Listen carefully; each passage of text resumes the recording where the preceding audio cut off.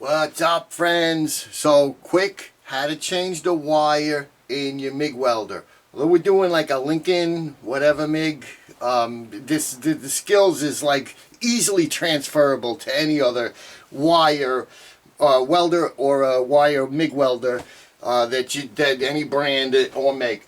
Couple of things you're gonna need is like nippers, wire nippers, also known as dikes. Maybe pliers, like a channel lock, or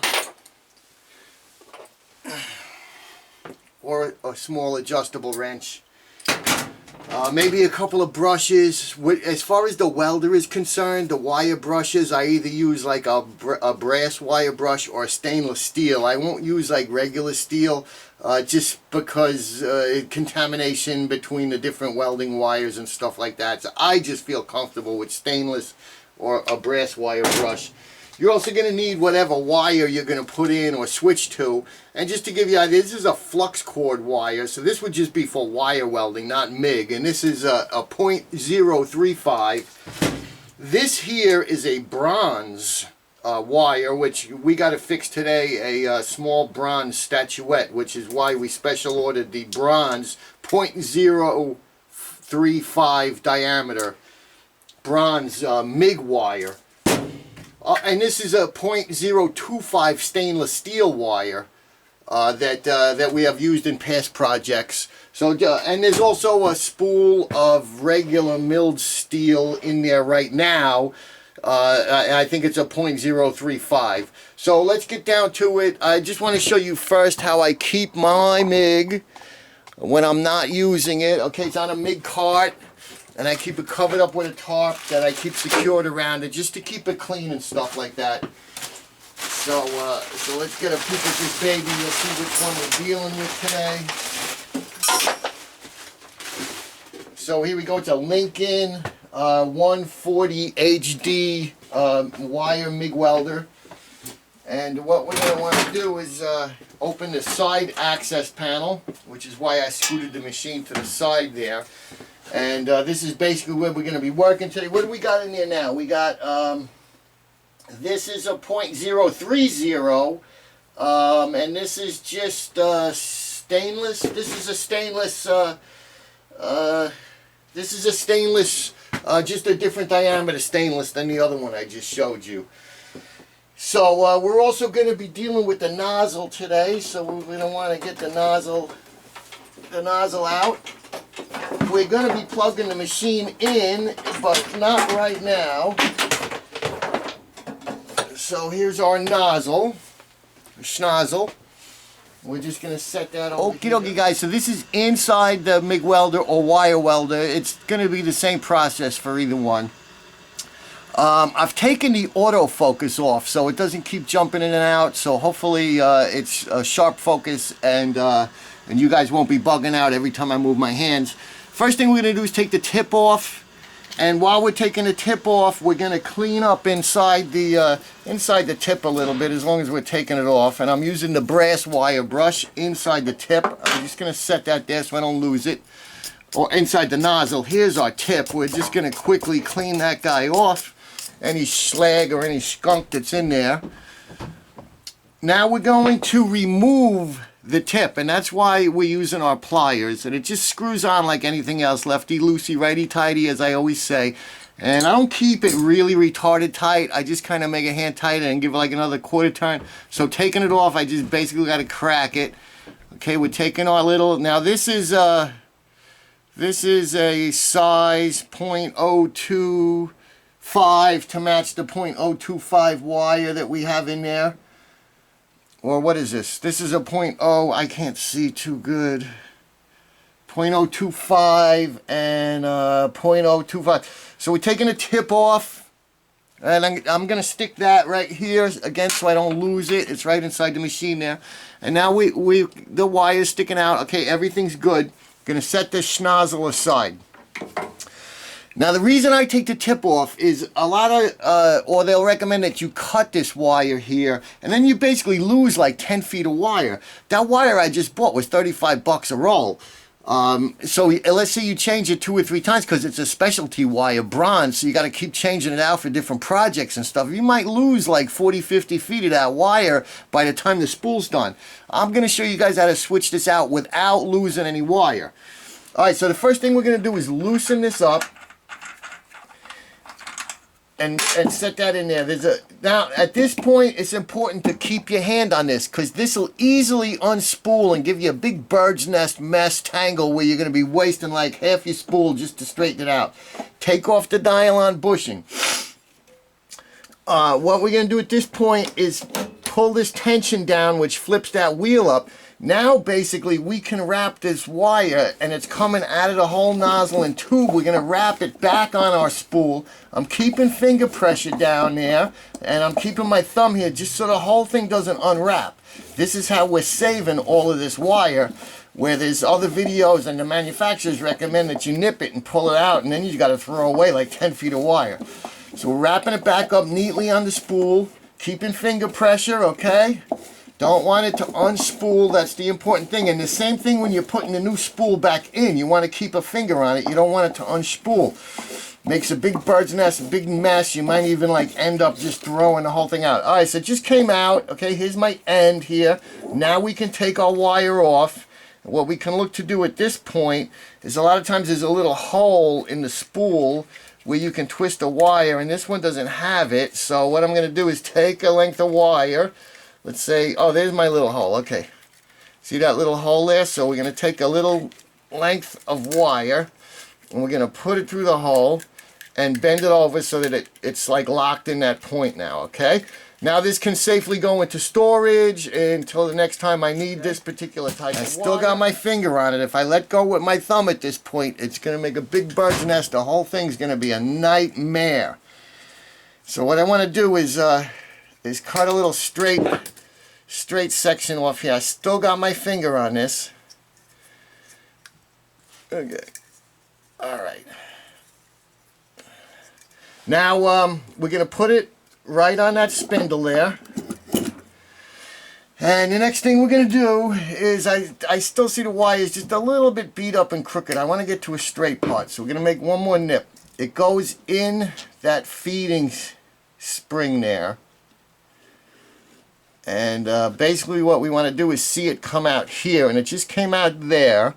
And the next thing I want to get it in the hole for the hose. So line it up. Now it's in the hole for the hose. I got it going through in there.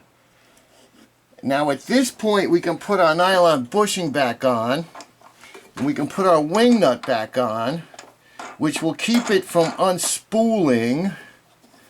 But not quite yet. Okay? The next thing I'm going to do is put this guy down and flip that up. Now you can take your fingers off, it won't unspool. At this point, we're going to turn the machine on. We're going to pull the hose nice and straight. I'm going to show you because we're going to use the motor to push this wire through the hose. So we want the hose nice and straight so the wire comes through nice and easy. So let's get you a wide camera angle on that and get guys. So what I've done is I've scooted the wagon back there. I plugged the machine into the wall and I've straightened my hose out. Okay? You see it's nice and straight because we're going to feed the wire through. We don't want any kinks where the wire is going to get bound or caught up or anything. We're going to go turn the machine on. I'm going to turn the wire speed. I turned the wire speed all the way up. Now I'm going to depress the trigger and that wire is going to start feeding, and I'm going to keep my eye on the spool to make sure it's turning and everything's cool. And we're going to wait for the wire to come out, about 2 inches of wire on the spool that it's turning. I'm going to depress the trigger.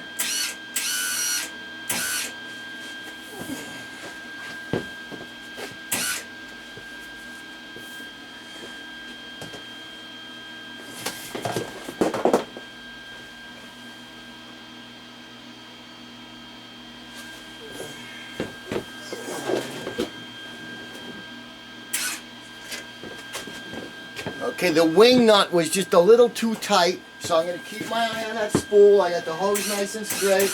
We're feeding. Remember, we got about 10 feet that's got to come out. So while I'm keeping my eye down there, we're keeping our eye here too. I feel it coming.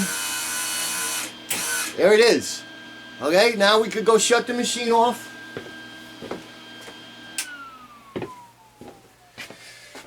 We can go shut the machine off and we can put our tip back on. 0.035. Oh, and by the way, I got the autofocus back on again. So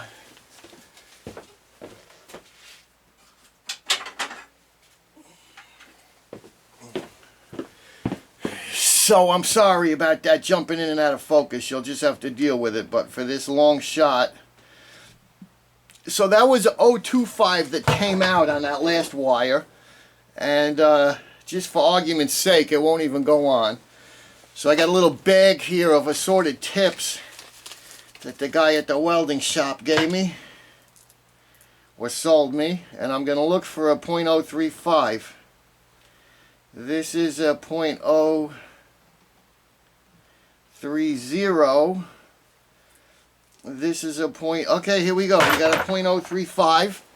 We're going to slip our tip over and thread it on. We're going to take that pliers that we had, and I'm going to make it finger tight, and then I'm just going to snug it up a little bit. Okay, not too retarded tight, not too crazy. We're going to take our schnozzle and we're going to inspect it that it's clear of debris and stuff because we just cleaned it. And we're going to thread our schnozzle on. And there we go. You just changed the wire in your MIG welder. We're going to go back and we're going to close the cover. We're going to give a quick inspection. Everything's all right in there. We're going to close the cover, and this thing's ready to weld. Okay, a couple of little things here. The first thing is the drive roll. So we're going to check that it's there's two grooves on the drive roll. It's for different size wires. There's a 0.025 groove and a 0.035 groove. So we take this big plastic nut off, and right on the side it's written 0.025. So that is the wrong groove on the drive wheel. So we're going to flip the tension thing up. I'm going to just give a little extra wire over there and pull this off and flip it over to the 0.035 side. It's keyed with a Woodruff key, so it goes on in a certain orientation. We're going to slip that back in there, and we're going to put the nut back on. So now the drive wheel is set for the right size diameter. The next thing we're going to do, there's a sticker inside here which tells you which setting this should be on for whatever wire diameter you're using. So we're using a solid core, and it says right here on the sticker that it should be on number 3 to 5. So we're on the number 2, so we're going to turn that to down to a number 3 to 5. Okay, so I got it on number 3, which I would feel is good because we got the thicker of the wire sizes. So, and that is, that affects welding performance and stuff. So it's, you got to get these two things right.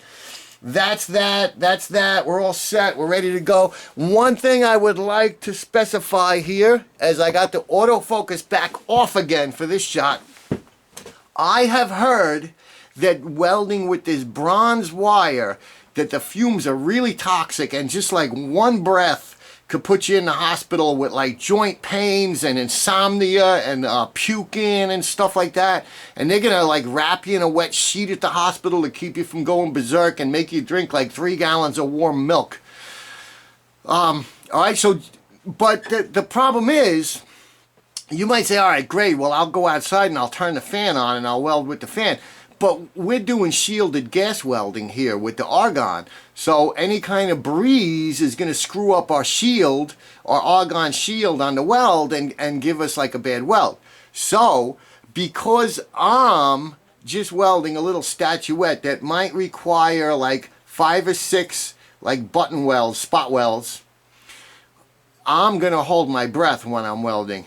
But I'm just telling you guys, it's real important to pay attention to the different wires and chemicals that are in these fluxes and stuff, because they could really screw you up.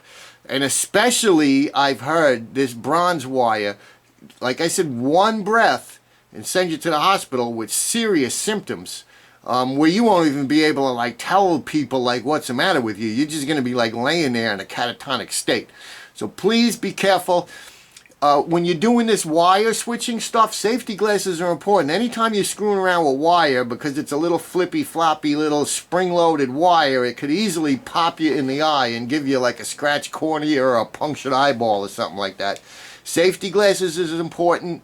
When you're welding, of course you want a long sleeve shirt, you want leather gloves, hopefully a welding. I don't have it, but so I wear the long sleeve cotton. It's not as flammable as like nylon. If you're welding with long sleeve nylon, you got to be crazy, because one spark will set your whole outfit on fire, and you'll just like be with third-degree burns because your clothes caught on fire. You know, what I'm trying to say is you really got to be careful with this stuff.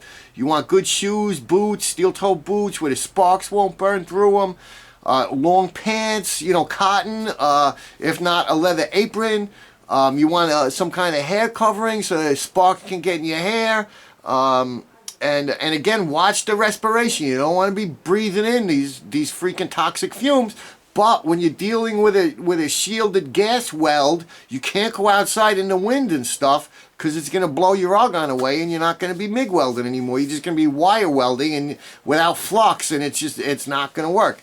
All right, so, you know, be careful, guys. Thanks for watching our little video here on how to change wires in your MIG welder.